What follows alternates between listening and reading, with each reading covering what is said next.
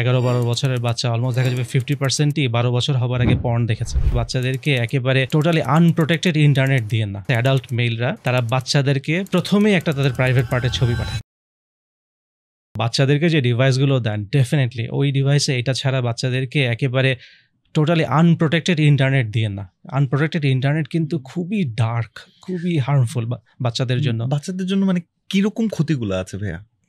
যেমন বাচ্চারা তো যে কোনো সময় গুগল সার্চ করে একটা পর্ন সাইটে চলে যেতে পারে এনি টাইম। তারা ফ্রেন্ডের কাছে একটা খারাপ ওয়ার্ড শুনে আসলো, বাসায় এসে গুগল করে দেখলো জিনিসটার মানে কি, সাথে সাথেই তো সেটা খুব বাজে ছবি দেখে ফেলবে, যেই ছবিটা তার জন্য খুবই শকিং। তার ওখান থেকে হয়তো তার পর্ন এডিকশন শুরু হয়ে গেল, তার লাইফ টাইম পর্ন এডিকশন শুরু হয়ে গেল।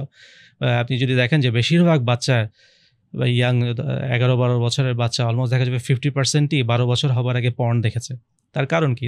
তাকে ফ্রেন্ডরা কোনো একটা লিঙ্ক পাঠিয়েছে, বা সে অ্যাক্সিডেন্টালি গুগল সার্চ করতে গিয়ে পেয়ে গেছে, বা সে হয়তো এক ওয়েবসাইট থেকে আরেক ওয়েবসাইটে যেতে যেতে যেতে যেতে ভুলে একটা বাজে ওয়েবসাইটে ল্যান্ড করেছে, বা সে সোশ্যাল মিডিয়া ইউজ করতো, তাকে র্যান্ডমলি কোনো একটা লোক একটা বাজে ছবি পাঠিয়ে দিয়েছে, যেটা খুব অহরহ হয়। মানে সারপ্রাইজিংলি আমরা মেসেঞ্জারে দেখেছি যে লার্জেস্ট যে অ্যাবিউজটা হয় সেটা হচ্ছে সারা দুনিয়াতে অনেক ডিস্টার্বড মেলরা আছে, অ্যাডাল্ট মেলরা, তারা বাচ্চাদেরকে প্রথমেই একটা তাদের প্রাইভেট পার্টের ছবি পাঠায়।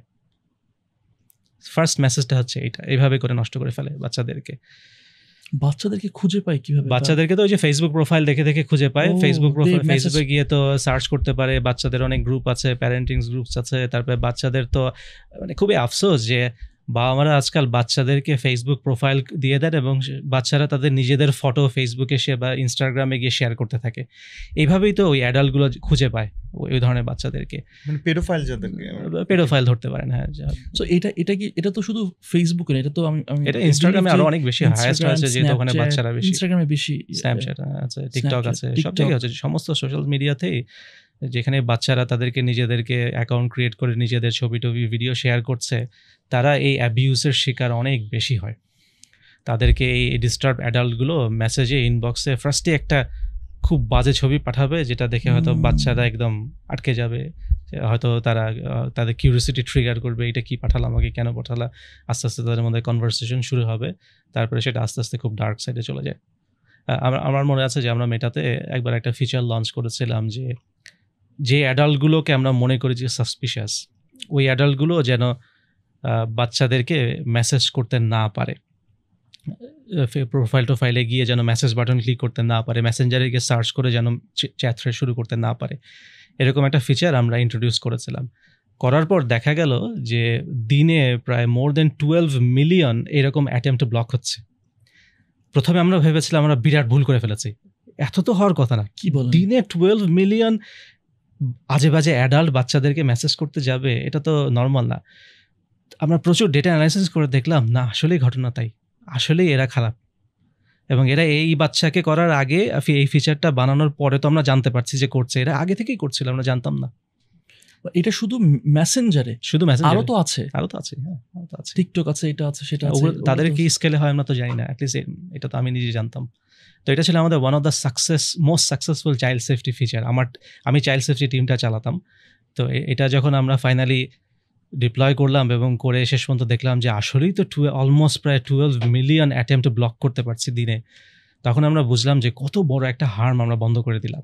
এটা আমাদের জন্য একটা খুব বড় সাকসেস স্টোরি ছিল।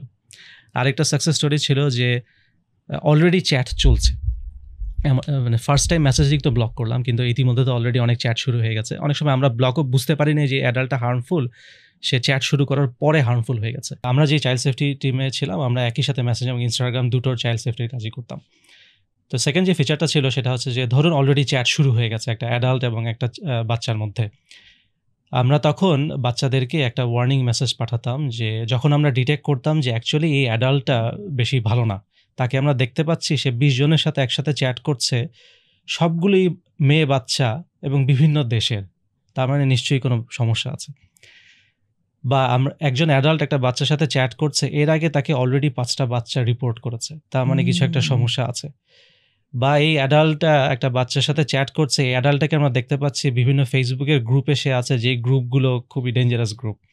তো এরকম আমরা যখন বুঝতে পারি, যে সিগন্যাল পাই যে একটা অ্যাডাল্ট একটা বাচ্চার সাথে চ্যাট করছে কিন্তু অ্যাডাল্টটাকে বেশি সুবিধার মনে হচ্ছে না, তার কোনো সমস্যা থাকতে পারে, তখন আমরা এই বাচ্চাটাকে একটা মেসেজ দেই do you know this person, yes and no. এবং বাচ্চাটা যদি নো সিলেক্ট করে তখন আমরা তাকে বলি যে দেখো অনলাইনে এরকম অনেক হার্ম হয়, তুমি যদি মনে করো তোমাকে হার্ম করা হচ্ছে তুমি একে ব্লক করে দাও।